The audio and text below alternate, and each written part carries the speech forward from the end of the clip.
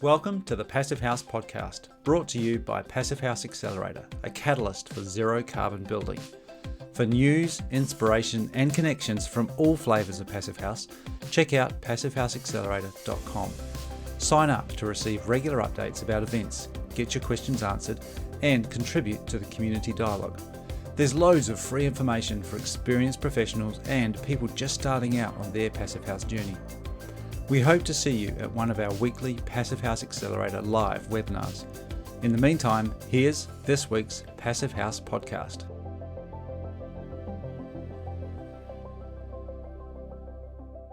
Welcome back to the Passive House podcast. I'm Matthew Cutler-Welsh, coming to you from Tamaki Makaurau, Auckland in New Zealand.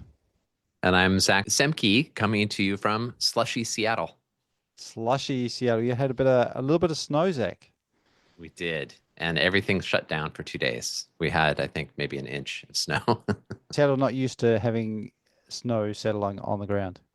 No, exactly. And we have no equipment to deal with it and lots of caution. So the schools are the ones who they shut down. And so then we actually had a flashback to COVID days because the schools also require the kids to do it, like 2 hours of remote learning.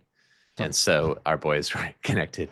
It was a joke. And honestly, our hearts are not, we're not into that. So we're like, whatever, we don't care. Whatever you do, just, it's a snow day. Yeah. Just remembering those good old days. Oh, man. I think while you were enjoying a few snowflakes, I was up a ladder in Adelaide trying to get some work done on my parents' house before it hit 40 degrees or at least high 30s Celsius, which was a little bit uncomfortable. Yeah. For me. It was pretty, you do expect that sort of weather in Adelaide in late January, early February, but yeah, they're very dry there. They haven't had rain for about 2 months. All the rainwater tanks are completely empty. Everything's very brown. And it's very dry. When I was there, the relative humidity was 22% at one stage, and it was pushing 38 degrees Celsius. That's well above 100 Fahrenheit. So yeah, once it gets to over 35 Celsius, it's not really much fun to be outside. So it's just a matter of finding an air conditioner and doing very little during the day. Yeah, that was my experience of getting back to Adelaide. Could not be further from my reality at this moment, but yeah, that does not sound fun. These are the extremes this time of year. It is what we expect. And I also reached out to some of my friends while I was in Australia for a week. We're going to be talking a little bit about fire resilience coming up, but we can talk a bit more about that because we've got a few things coming up on the pod and also around the accelerator. So we can talk more about that later. But for this week, we've got an interview that I did a couple of weeks ago with a Australian builder based in Victoria. So we'll get into that shortly. But before we do, we've got a few people to thank for their support. Indeed. So a big thank you to Passive House for Everyone, which is InShow's amazing nonprofit, for being the accelerator partner of the week this week, Passive House Accelerator, and helping to make all of our programming possible, including this Passive House podcast. Thank you to our stakeholder partner, NYSERDA, the New York State Energy Research and Development Authority. Thanks to our founding sponsors, 475 High Performance Building Supply, Ingui Architecture, Partel, Rockwell North America, Zola Windows. And thank you to our champion sponsors, Bewizo, Cascadia Windows and Doors, European Architectural Supply, Facro, Icon Windows and Doors, Intelligent Membranes, and Source 2050. Awesome. Now, I've said that Nick Sowden was in Victoria. He's actually based in New South Wales. He's just in fairly central to Sydney. He's in Balmain, New South Wales. And we have chatted before. I met Nick, I think, at a Passive House conference on the other side of the world when I heard a familiar accent at a Passive House conference in Germany.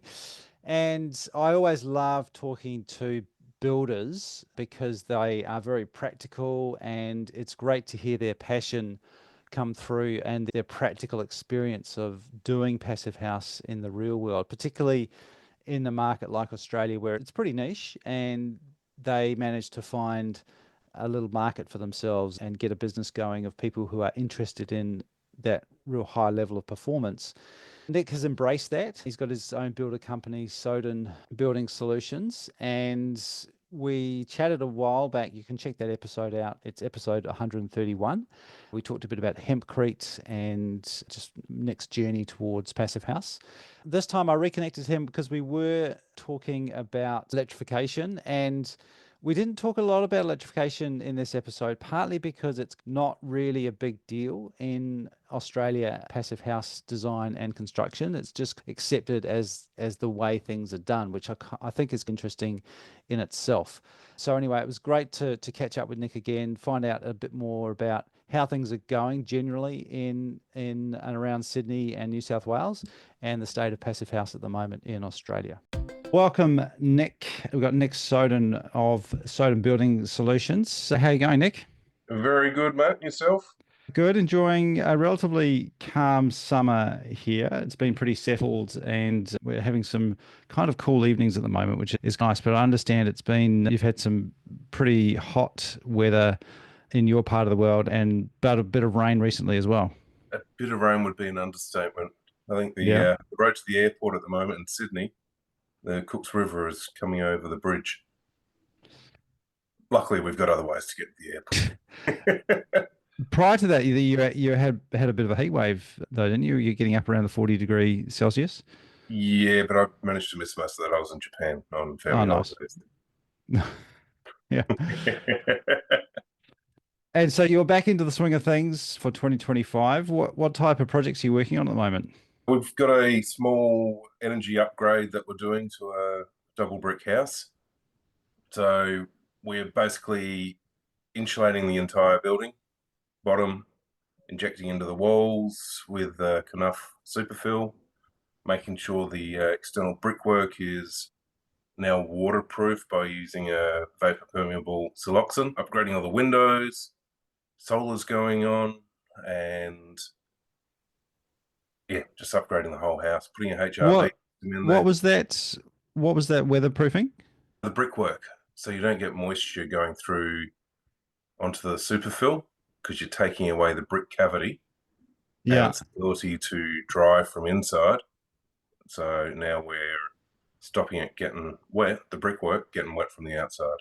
So you got two layers of brick with no insulation in it is the original construction, and you're putting blowing insulation, loose fill insulation into the space in between, and then having to do something to control the moisture because you're essentially connecting those two things together. That's correct.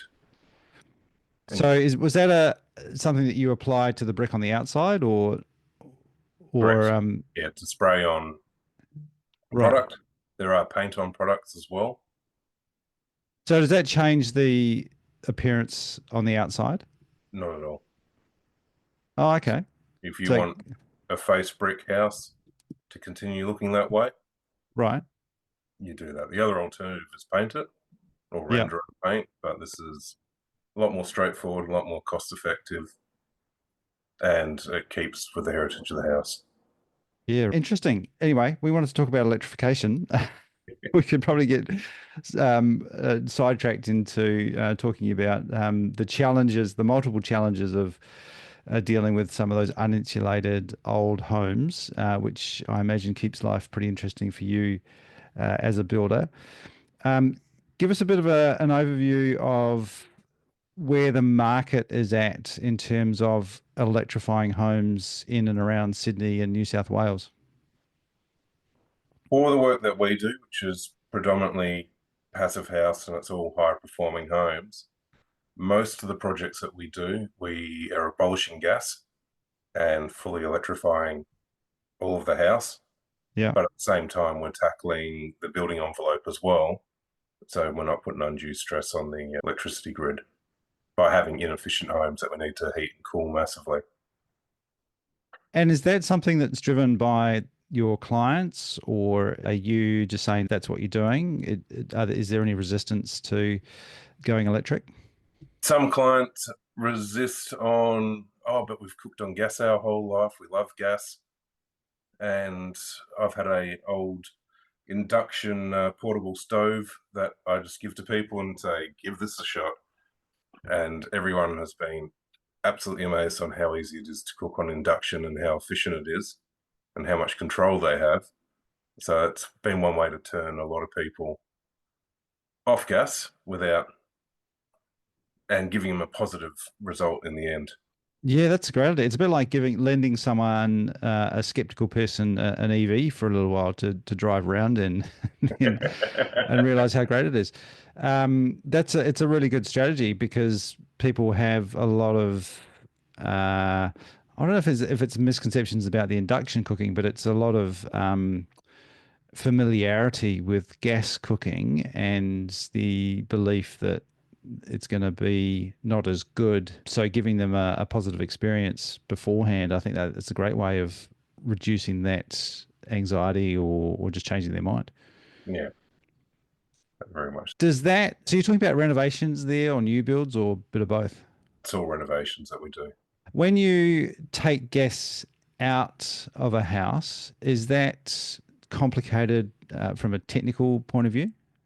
Not really, not at all. It's a phone call to the gas company, get them to come and abolish it, Yeah. and they basically disconnect the meter, disconnect the line coming into the property, and then we do all our electric stuff on the other side. And is there typically more? Obviously, you're swapping out a couple of different appliances like the cooktop in the kitchen, the stove.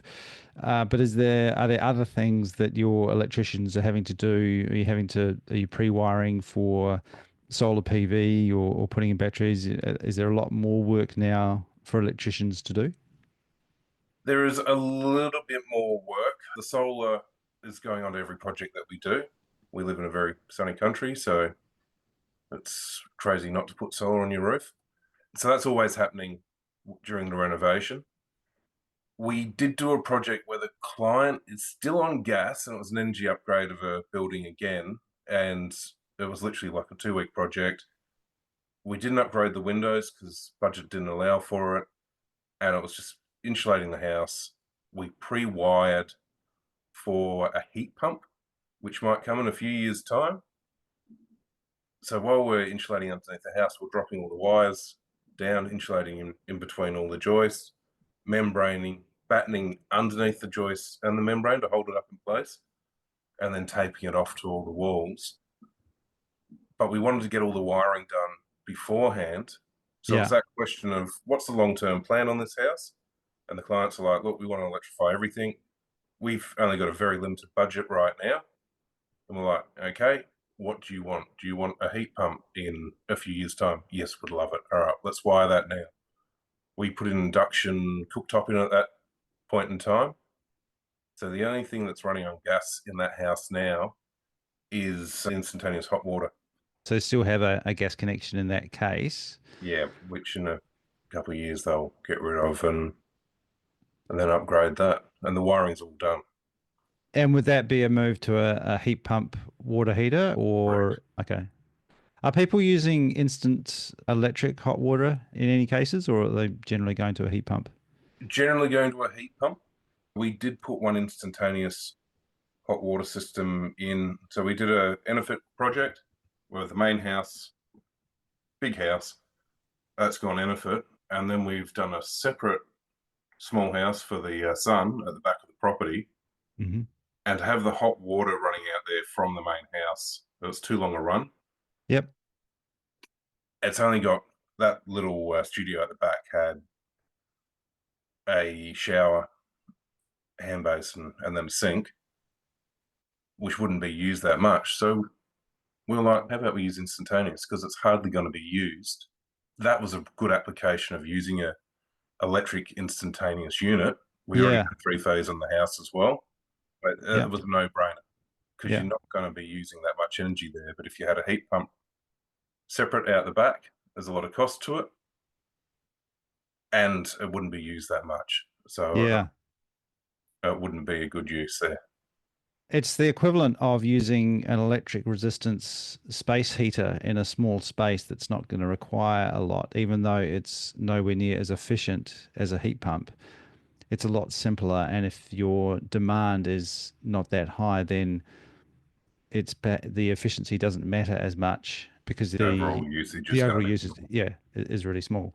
So I see that in apartments and some really efficient buildings here too, where it's just simple to put an electric instant hot water on the outside as just a really clean solution.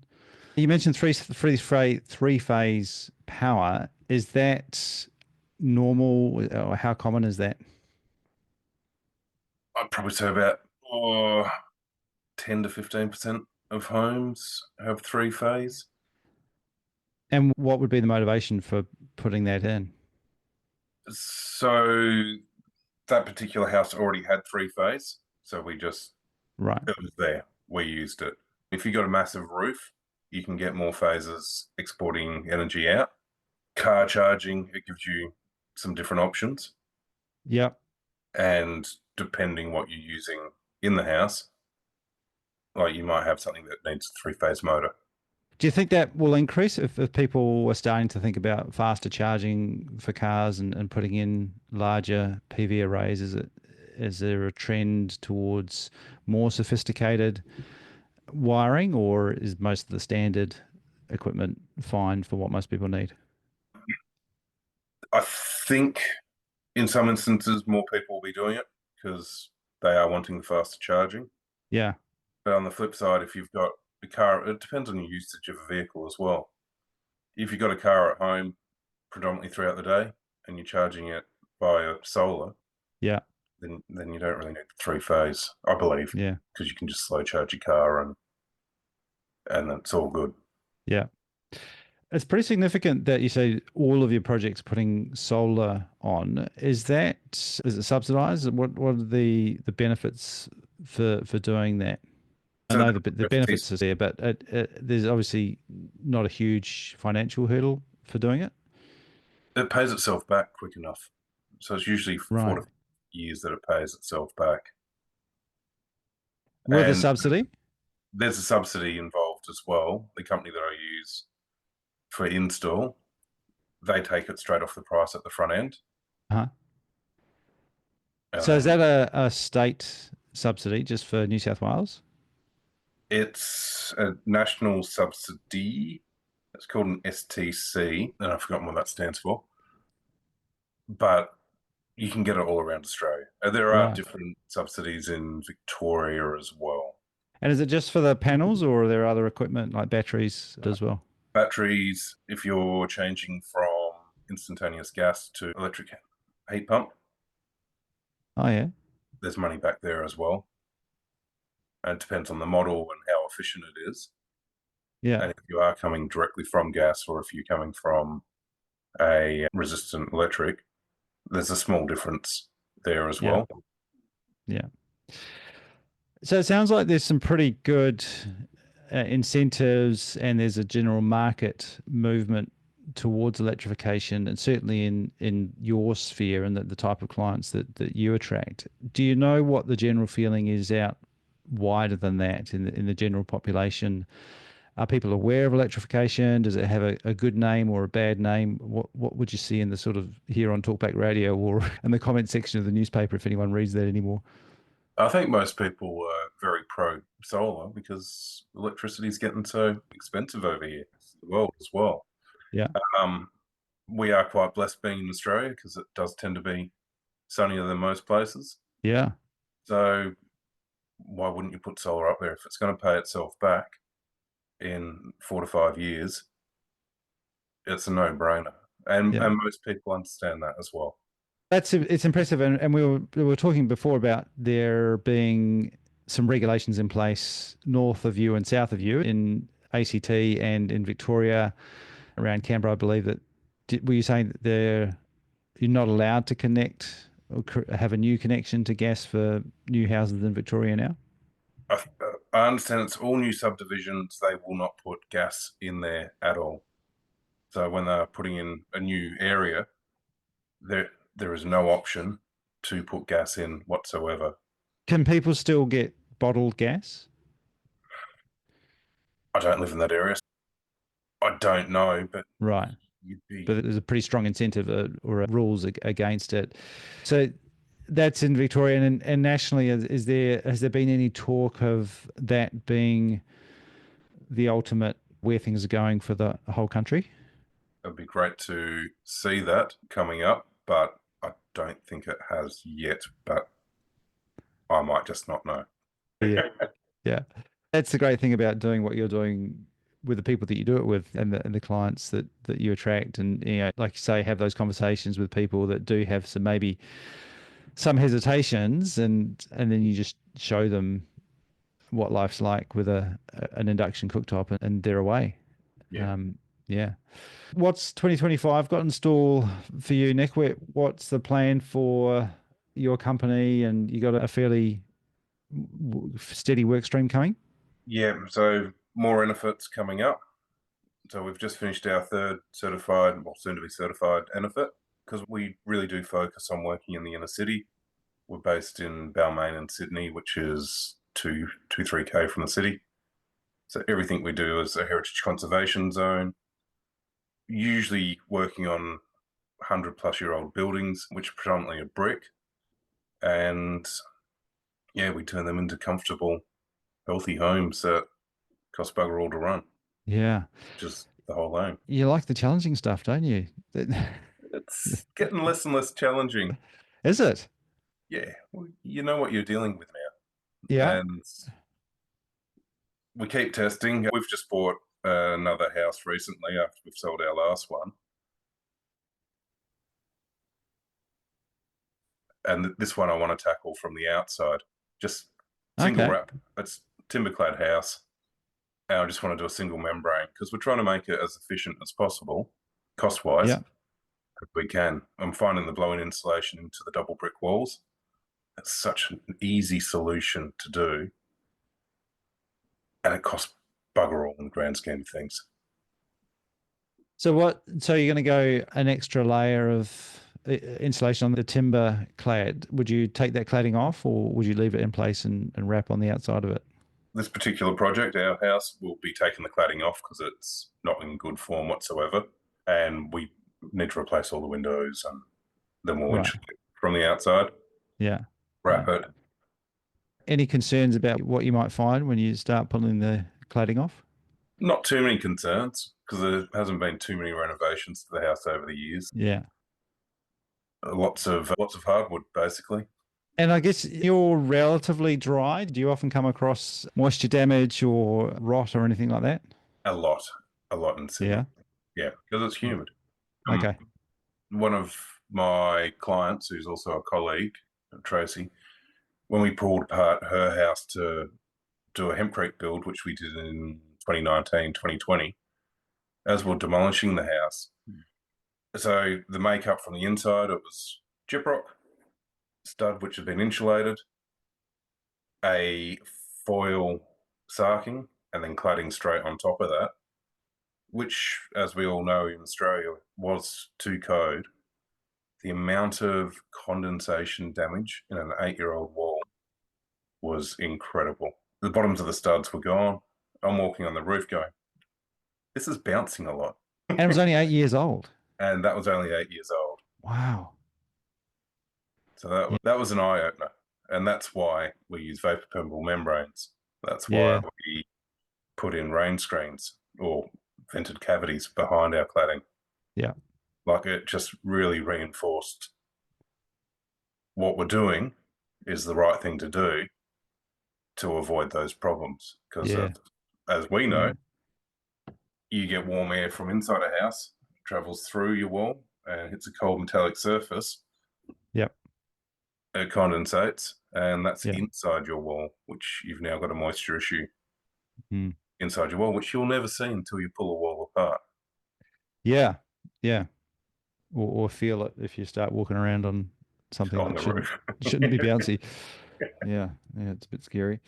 Awesome. Hey, good to chat again, Nick. I'm really pleased that you're keeping yourself busy and people obviously valuing your work. And some really interesting insights into it. Seems that electrification is happening, but I quite like the fact that it doesn't seem like a big deal to you because it's just what you do.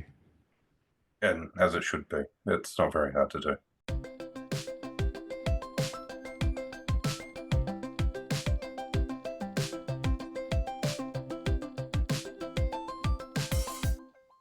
And that was Nick Sowden of Sowden Building Solutions. You can find him at sowdenbuildingsolutions.com.au. What do you think, Zach?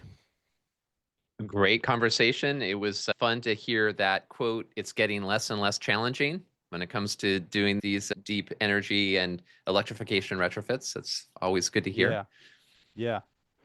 Yeah, I there also, are some really good subsidies. We heard that with previous episodes and chatting to other my friends and associates around Australia. There's some pretty attractive support and funding available for people who are wanting to either change an existing system from gas to electricity, or if they're building new, there's some pretty good incentives there or reasons to just not even connect gas in the first place.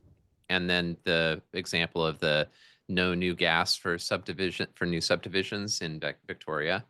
That it was great to hear about. We need to stop burning stuff in our buildings, especially fossil fuels. So Yeah. that's awesome.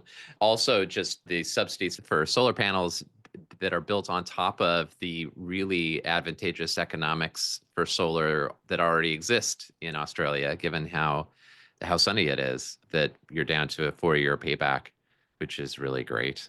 Yeah. You know, Just walking around and flying in and out of Adelaide, there are solar panels everywhere. That's been the case for a while. And also, I've noticed that flying across Melbourne and Sydney as well, you see a lot of pretty shiny roofs these days. mhm. But it's also now in fields, and we're sort of getting more commercial scale solar. So there are areas near my home where I grew up where there were vacant blocks of land or other infrastructure. So there's a wastewater treatment facility close to where I grew up, and they had some space around the perimeter of that facility. That's all covered in solar panels now, which ironically the other place I've seen that is actually Germany, Mm, where they had right. a big push, nowhere near the same level of sunlight, but they really pushed that a few years ago in including agriculture, where working farms may also have solar panels and it doesn't really impact the operation of the farm. It's just another potential income stream or another utility that's using that same space. So seeing that a lot around Australia. It's interesting being on the ground there for a week as I have just done, and finding out what the reality is versus what some of the things that you hear about over here. And it's easy to contrast. We do a lot of comparing ourselves here in New Zealand with Australia and things like what policies are in place and how fast each of us are moving towards things like more renewable energy. And it's a bit of a mixed bag on the ground. There's certainly really good examples of that happening. There's also pockets where there's still plenty of gas being used and new connections still being made, and quite a lot of advocacy and promotion, some might call it propaganda, from some of the Mhm. big companies who are promoting gas still as a quote unquote transition fuel. And I saw articles of that in daily newspapers and that sort of thing. Still got a long way to go, but it's really encouraging to hear about people like Nick and his team, and just that the fact that market exists, that there is a bit of a movement there. Yeah, yeah. I was also struck by the step-by-step element that he's incorporating into his work. So that move to pre-wire for the heat pump hot water heater, for example, while insulating. So running the wiring and making that transition easier for the client when it's time to replace that equipment. That idea of having a long-term plan for a building and making the moves when they make the most economic sense is the way that we can make these deep energy retrofits really feasible for people. Yeah. So it was that was cool to hear about. Yeah, and of course, renovation, remodeling, always really challenging. So I take my hat off to people like Nick. I really like the fact that Nick obviously really enjoys that work, and I think that takes a special kind of person. And I think it speaks to his experience as well and enjoying the craft of what he does, because you never know exactly what you're going to find until you start pulling an existing building apart. And that has all sorts of physical challenges, but financial challenges, working with the clients and figuring things out as you go. So doing that on top of moving towards more electrification and improving the thermal performance, changing the way the building works, increasing the air tightness, you have to be knowledgeable in quite a lot of areas. Yeah, I just find it really inspiring finding people like Nick who are also on the tools. He's intentionally keeping his team pretty small because he really enjoys doing that work as well. He doesn't want to just become a manager of a massive company and not have any interaction with the actual house. Doing some pretty cool work. Yeah, it seems like a good balance. Yeah, It's good stuff. nice work if you can get Yeah, it. that's right. That's right. Which he has. These guys have worked hard to be where they're at, and all credit to them. They're doing a fantastic job. So yeah, really encouraging to see. Like I say, we've got a wee way to go, but there are some really good things happening. I think in terms of that step by step, it's also a challenge that's still being worked out with regards to passive house, because that doesn't always lend itself to certification, or at least makes that quite tricky. And I think that's an interesting ongoing conversation about how far you push towards an NFIT certification, or you're weighing up the budget constraints and also the practicalities of being able to do everything all in one go just so that you can get certified versus taking that approach over a long period of time. That's ongoing, that conversation. I think it's going to be interesting and an important discussion to have, because we have so many existing buildings in all of our countries that we represent. It's a big issue and a big challenge for us to figure out retrofitting. Yeah, absolutely. And similar challenges, although different targets for the new Revive standard that FIAS has rolled out in the last several Yeah. months. Yeah, because they have the option there, I think, of doing a progressive certification. Isn't that a feature of that standard? With a plan. Yeah. Yeah. Yeah. Awesome. All right. Thank you to Nick and his great work in New South Wales. As I said, you can check him out and follow him online. Go to Sowden, that's SOWDEN, buildingsolutions.com.au. All right, Zach, what have we got coming up on the accelerator? Yeah, at Passive House Accelerator, we have a live program on Wednesday, February 12th. It'll be a project of the month focused on air tightness in residential retrofits by Tom Bassett-Dilley of TBDA.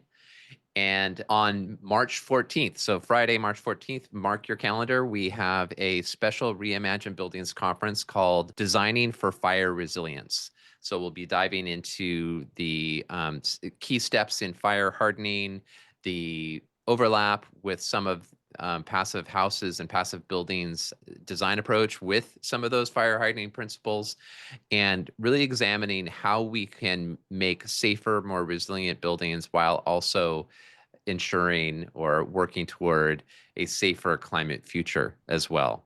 So we're really looking forward to that one. We have a great roster of speakers lined up, so that please join us for that. Speaking of Reimagine Buildings, on the Reimagine Buildings Collective, we've got a lot of fun stuff with experts and residents this week. So on this Tuesday, February 11th, we're joined by Skylar Swinford for a Technical Tuesday Modeling Ask Me Anything. Then on Thursday, February 13th, we have lesson 4 of our next level Secrets from the Pros course, and this is a Passive House Consulting Roundtable. We'll be joined by Ed May, Maureen Sanchez, and Lois Arena for that. And then on Friday, we have an Ask Me Anything session with Mary James and Steve Quarrell, where we'll be diving into the questions around fire hardening. Mary has fire hardened her own passive house in California, and Steve is an expert in fire hardening. So 2 great resources there. And we also would love for you to check out the Reimagine Buildings News podcast, which is the podcast of the collective. It is open and available on all the podcast channels. And we just shared a full episode of that here on the Passive House podcast as a bonus episode. So you can check that out, but also head over to Reimagine Buildings News on your favorite podcast platform. Subscribe to that, and you'll get some nice curated clips from these appearances by these experts and residents. So much going on. A lot in there. The Passive House Accelerator has a calendar. So if you missed any of that, head over to there. You can also subscribe. Make sure you're getting the newsletter and notifications from both the Accelerator. And of course, do jump into Reimagine. Check that out. There's heaps going on. And if you do join into the collective, then you'll get lots of notifications and find out what some of those, all the great activities that are going on, and access to a lot of them included in part of that. So make sure you subscribe, check all that out. Lots of stuff going on. All right. Thank you, Zach. We'll be back again next week on the Passive House podcast.